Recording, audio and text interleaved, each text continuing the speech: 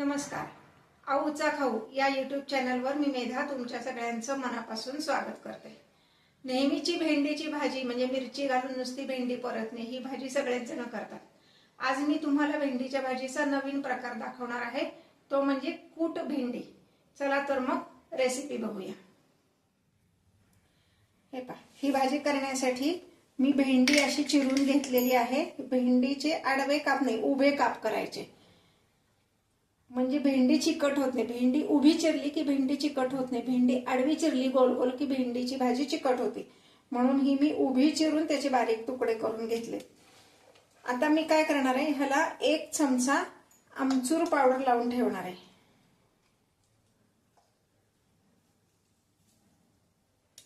बरेच जण भेंडी चिकट होऊ नये म्हणून लिंबू वापरतात, पण लिंबाने काय होतं, भेंडीच्या भाजीची चव बदलते सगळी. आणि लिंबू आपण असं फोडणीत ते टाकलं की कडवट लागतं.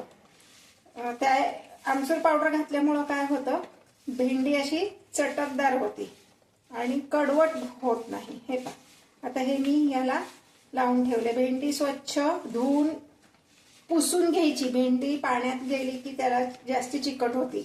भेंडी धुतली की फॅन खाली आधी वाळवायची आणि मग चिरायची. आता हे मी बाजूला ठेवते. आता आपण त्याच्यासाठी लागणारा मसाला तयार करूया. मसाला तयार करण्यासाठी मी साधारण पाव वाटी एवढं दाण्याचं कूट घेतलंय. 1 टेबलस्पून मोठा तिळाचं कूट घ्यायचंय. 1 ते 1.5 टेबलस्पून डाळीचं पीठ घ्यायचंय. 1 चमचा बडीशेप घ्यायची. बडीशेपेने टेस्ट खूप छान लागते. अर्धा चमचा गरम मसाला, अर्धा चमचा धने जिरे पूड,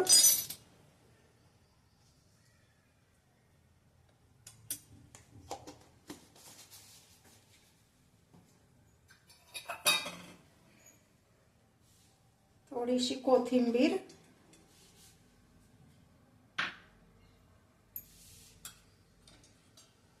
आपल्या चवीनुसार लाल तिखट घालायचे, पण भेंडीची भाजी थोडीशी तिखटच करावी म्हणून मी ह्यात साधारणपणे मिसळणीच्या डब्यातले जे चमचा आहे ते 2 चमचे लाल तिखट घालते. आणि हे आता आपण व्यवस्थित मिक्स करणार आहोत. ह्या मसाल्यामध्ये मी मीठ घालणार नाहीये, मीठ नंतर घालायचे.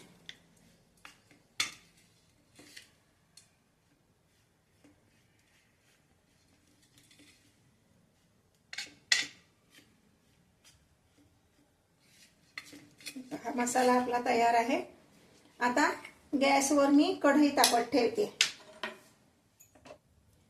कढईमध्ये साधारण 1.5 ते 2 टेबलस्पून एवढं तेल मी घातलेलं आहे.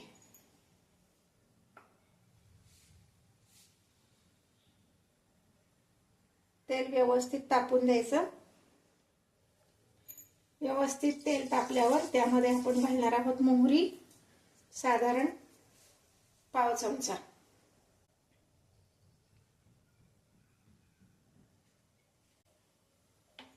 गॅस मोठाच ठेवायचा आहे. मोहरी तडतडली की मग त्यामध्ये आपण हळद घालणार आहोत.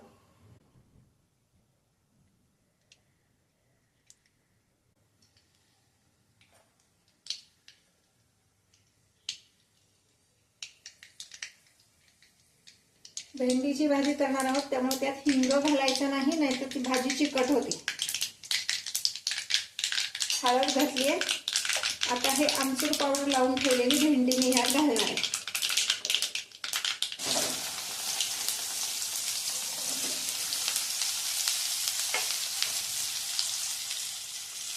एक छोटीशी टिप सांगते बरं का, जेव्हा आपण भेंडीची भाजी करतो ना,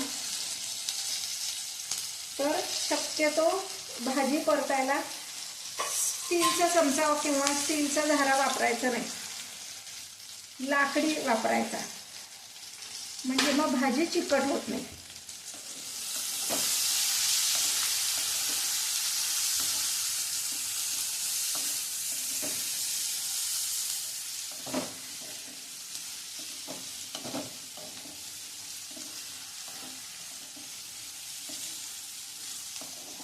भेंडीची भाजी कधीही झाकण ठेवून शिजवायची नाही. झाकण ठेवलं की पाण्याची जी वाफ असते त्याने सुद्धा भाजी चिकट होते. त्यामुळं भेंडीची भाजी अशीच परतत शिजवायची आहे.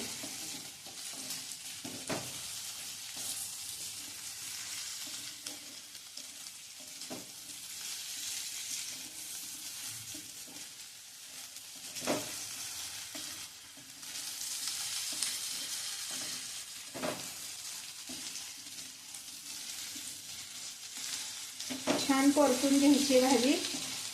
1-2 मिनिटं परतून झाली की मग त्यामध्ये आपण मीठ घालणार आहोत. साधारण ही पावशेर भेंडी मी घेतलेली आहे. आता ह्यात मी मीठ घालते 1 चमचा. आपण मसाल्यामध्ये मीठ घातलेलं नाहीये त्यामुळे इथे थोडंसं मीठ आपण किंचित जास्त घालणार आहोत. म्हणजे मसाला त्यात घातला की ते बरोबर मॅच होईल.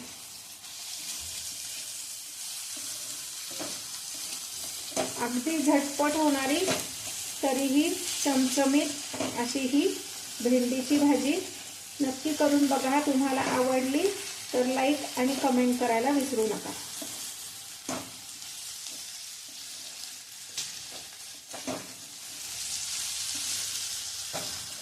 हे पाहता ही भेंडी शिजत आली आहे.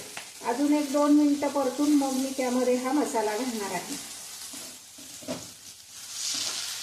मी जेव्हा व्हिडिओ दाखवते पदार्थ करते तर तेव्हा मधनं छोट्या छोट्या टिप्स सांगत असते. त्यामुळं व्हिडिओ पूर्ण बघा म्हणजे मग त्या टिप्स फॉलो केल्या की तुमचा पदार्थ अगदी अचूक होईल.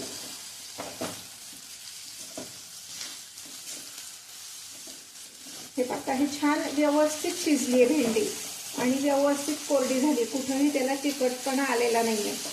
आता मगाशी जो आपण मसाला केलाय तो मसाला मी आता ह्यामध्ये घालणार आहे. हा सगळा मसाला घालायचा आहे ह्यामध्ये. आणि पुन्हा आता मात्र गॅस बारीक करून हा परतायचा. गॅस बारीक का करायचा तर आपण ह्यामध्ये डाळीचं पीठ घातलेलं आहे. गॅस मोठा ठेवला तर डाळीचं पीठ करपेल म्हणून गॅस बारीक ठेवायचा. आता बरेच जण हाच मसाला वापरून भरली भेंडी करतात. पण मी आता भरली भेंडी का केली नाही त्याचंही कारण सांगते. मसाला तोच आहे. भरल्या भेंडीचा सगळा मसाला मी ह्यात घातलेला आहे. पण बऱ्याचदा काय होतं भरली भेंडी करताना भेंडी कच्ची राहते आणि मसाला करपतो.